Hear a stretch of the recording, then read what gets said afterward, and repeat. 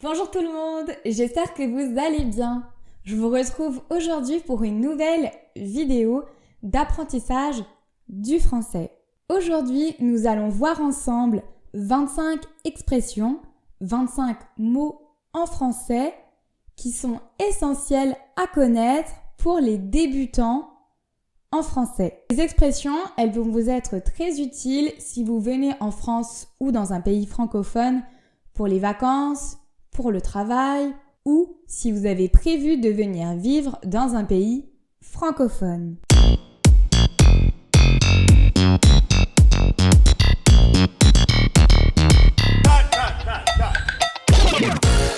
Avant de commencer, pensez à activer les sous-titres en français ou en anglais pour vous aider à bien comprendre tous les mots de la vidéo.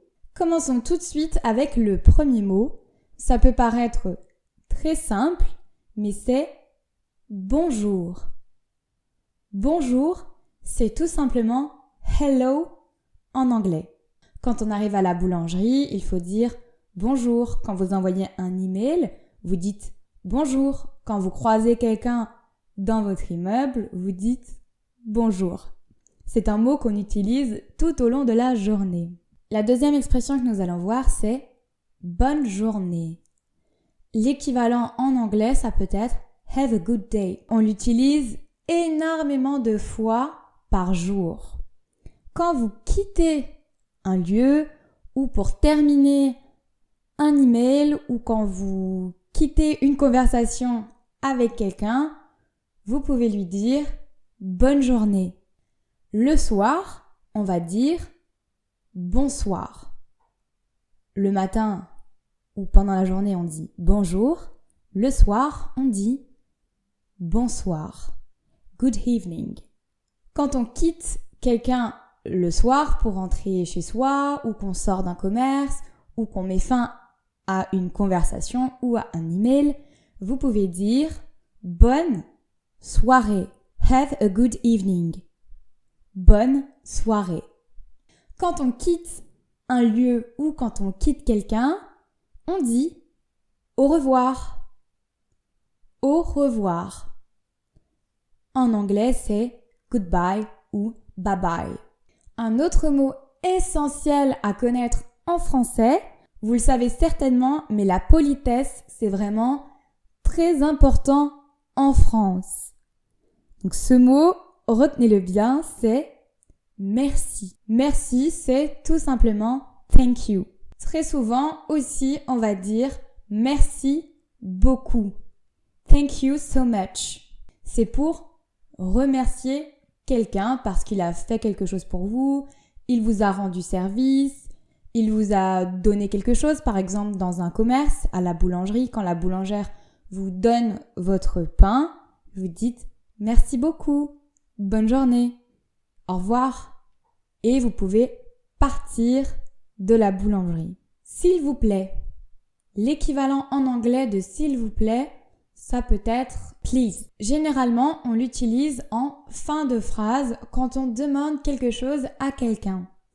Par exemple, au restaurant, je voudrais un coca, s'il vous plaît. C'est une formule de politesse qu'on ajoute à la fin des phrases. On peut aussi l'utiliser pour interpeller quelqu'un.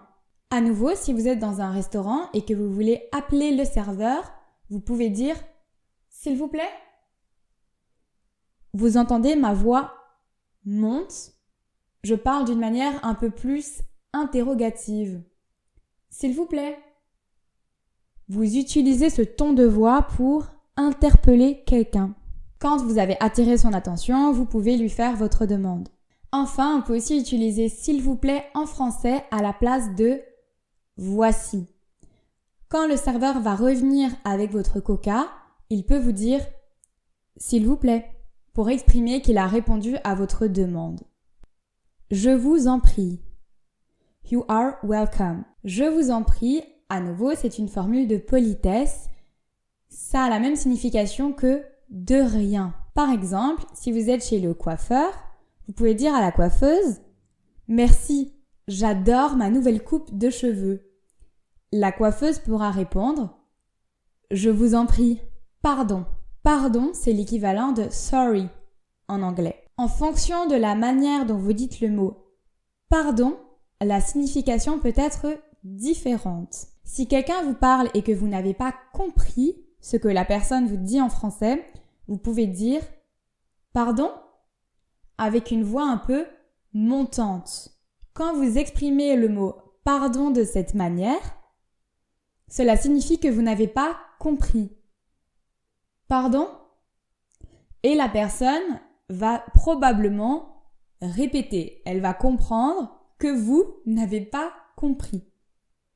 Vous pouvez aussi utiliser pardon si vous le dites sur un ton plus neutre, avec une voix qui descend plus. C'est pour vous excuser. Par exemple, si vous marchez dans la rue et que vous voulez que quelqu'un se décale pour passer, vous pouvez dire pardon. C'est une manière de vous excuser, de dire je suis désolé pour que la personne se décale. Vous pouvez aussi utiliser pardon tout simplement pour vous excuser, dire que vous êtes désolé. Si justement vous avez bousculé quelqu'un sans le faire exprès, vous marchiez et vous avez bousculé quelqu'un, vous pouvez dire pardon, je suis désolé. Excusez-moi. Excuse me. Excusez-moi ou excuse-moi si vous vous adressez à quelqu'un que vous connaissez, que vous tutoyez. Donc, excusez-moi, c'est si vous voyez la personne. Donc, c'est la forme polie en français. Excusez-moi, c'est un peu un synonyme de pardon, de je suis désolé. Comme pardon, en fonction de l'intonation, excusez-moi peut vouloir dire des choses différentes. À nouveau, si quelqu'un vous parle et que vous ne comprenez pas ce que vous dit cette personne, si vous avez une voix qui monte, excusez-moi, ça signifie que vous n'avez pas compris ou que vous n'avez pas entendu et la personne va certainement répéter. Vous pouvez aussi utiliser excusez-moi si vous avez la voix qui descend, excusez-moi, pour vous signaler. Par exemple, dans un restaurant, un peu comme le s'il vous plaît, vous pouvez dire excusez-moi pour interpeller le serveur, pour attirer son attention. Et à nouveau, comme pardon, vous pouvez l'utiliser pour dire que vous êtes désolé si vous bousculez quelqu'un dans la rue ou si vous voulez passer. Excusez-moi, je voudrais passer. Donc vous voyez, excusez-moi et pardon, c'est assez proche, mais comme sorry et excuse me en anglais. Le mot suivant, vous le connaissez peut-être déjà, c'est oui. Oui, c'est tout simplement yes. Vous voulez dire que vous êtes d'accord ou répondre par l'affirmative. Oui. Passons maintenant à non. Non, vous l'avez certainement compris, c'est l'équivalent de no. Si quelqu'un vous propose quelque chose et que vous ne voulez pas, c'est plus poli en français de dire non merci plutôt que tout simplement non. Par exemple, si une amie vous demande « Est-ce que tu veux un verre d'eau ?» Dites plutôt « non merci » plutôt que juste « non ». Ce n'est pas très poli, donc dites bien « non merci » quand quelqu'un vous fait une proposition. Je m'appelle. Je m'appelle Elisabeth. My name is Elizabeth. Je m'appelle, vous l'utilisez, suivi de votre prénom. C'est très utile pour vous présenter. Je suis.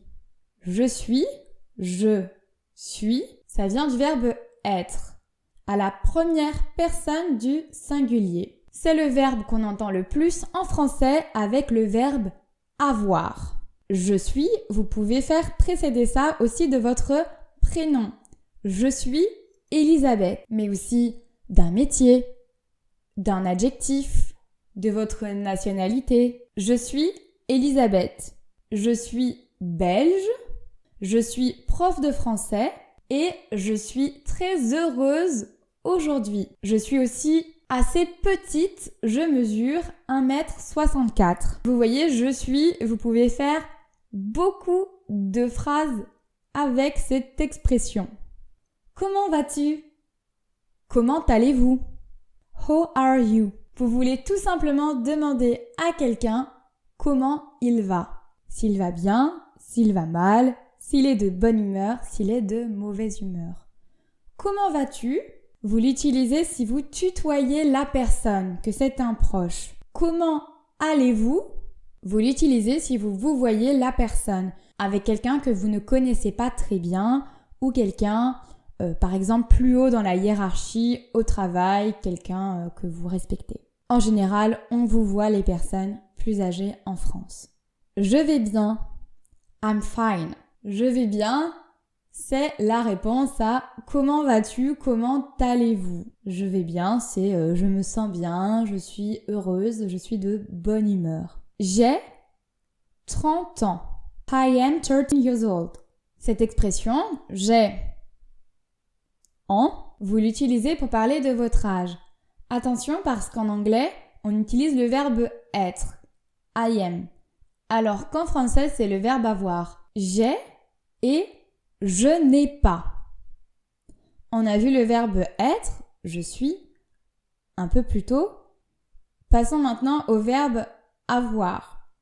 À nouveau, c'est une formule de phrase que vous allez utiliser très souvent pour parler dans le quotidien, pour parler des choses très simples de la vie. J'ai une voiture ou je n'ai pas de voiture, je vais au travail en bus. I have, I haven't. Je voudrais. I would like. C'est la forme conditionnelle du verbe vouloir. En français, il faut dire je voudrais et pas je veux pour être poli. Je voudrais un café. I would like a coffee. J'aime. I like. J'aime, c'est une formule, un début de phrase qui va vous être très utile aussi pour vous présenter, pour exprimer votre personnalité, pour parler de ce que vous aimez. Par exemple, vous pouvez dire j'aime, suivi de nourriture, suivi d'une activité, suivi de personnes. Par exemple, je peux dire j'aime le sport, j'aime les chiens et j'aime les donuts. Je ne comprends pas. I don't understand. Cette phrase, elle va vous être très utile si vous êtes débutant en français et que vous vous rendez dans un pays francophone. Je ne comprends pas. Vous pouvez le dire à un interlocuteur, à une personne à qui vous parlez, pour lui dire que vous ne comprenez pas ce que la personne vous dit. C'est difficile pour vous de comprendre la phrase en français qu'une personne vient de vous dire. Je ne comprends pas. Bon appétit! Bon appétit, c'est une phrase qu'on dit très souvent en France. Vous savez certainement que les Français adorent manger. La culture de la nourriture et surtout de la bonne nourriture, c'est très important en France. Quand vous allez commencer un repas, vous pouvez dire bon appétit. C'est un peu l'équivalent en anglais de enjoy your meal. Toujours dans le même champ lexical, après bon appétit, passons à santé. Santé, c'est un mot qu'on entend aussi très souvent en France. C'est quand on va commencer à boire un verre. Cogne les verres entre deux personnes ou plusieurs personnes et on dit santé. C'est l'équivalent de cheers en anglais. Je ne sais pas. I don't know. C'est une phrase qui peut aussi vous être très utile car quand quelqu'un vous pose une question, par exemple, si quelqu'un vous demande son chemin dans la rue, vous pouvez dire « je ne sais pas ». Ou quand vous pose une question à laquelle vous n'avez pas la réponse, vous pouvez dire « je ne sais pas ». Et enfin, passons à la dernière expression que vous devez absolument connaître si vous êtes débutant en français, c'est « à tout à l'heure ». Ça ressemble à « au revoir ». Quand on dit au revoir, c'est que vous partez.